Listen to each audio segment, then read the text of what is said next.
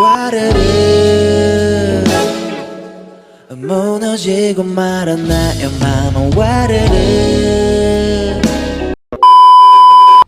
Resolving a dispute between a manager and their direct report.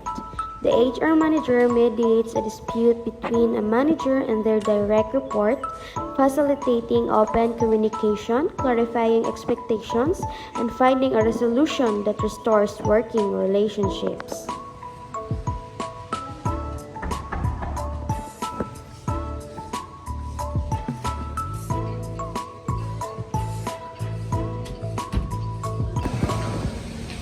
Good afternoon, ma'am. Please be seated, Mr. Achas, because we have something important to discuss.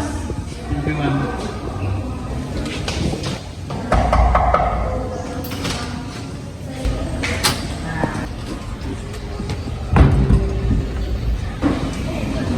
Sorry, ma'am. It's okay. Have a seat. Thank you, ma'am. Let's discuss the issue at hand and find the resolution that works for both of you.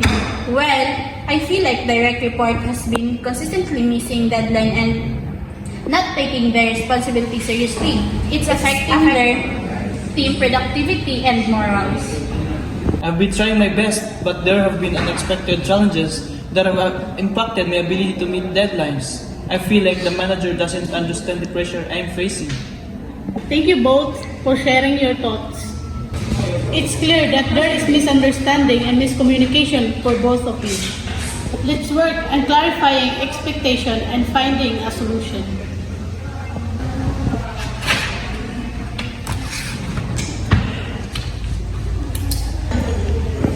Let me explain.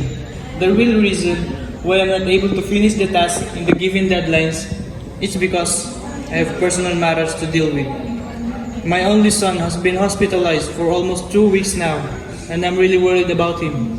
I spend sleepless nights worrying about my son and the tasks that have been given to me. Okay, but it's your responsibility to manage it, and it's also affecting my work.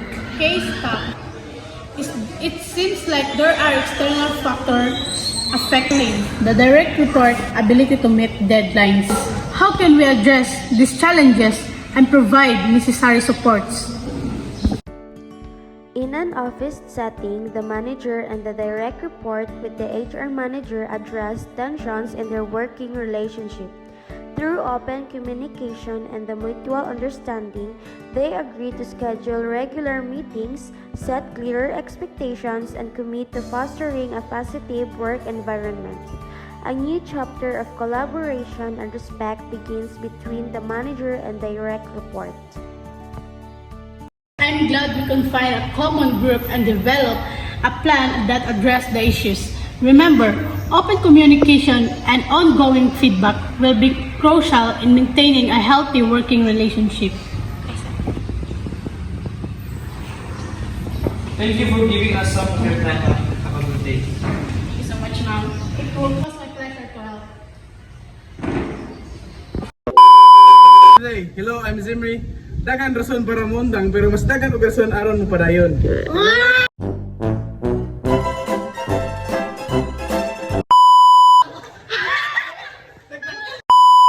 Okay, stop. Go.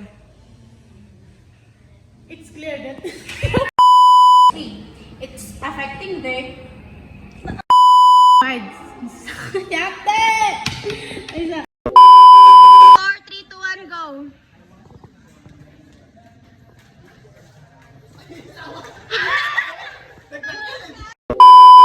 Action. How can we address these challenges and provide some necessary support? Ala, some necessary. Okay. Go. The direct report ability to Ano kayo buti ko. So, bagong takakaroon.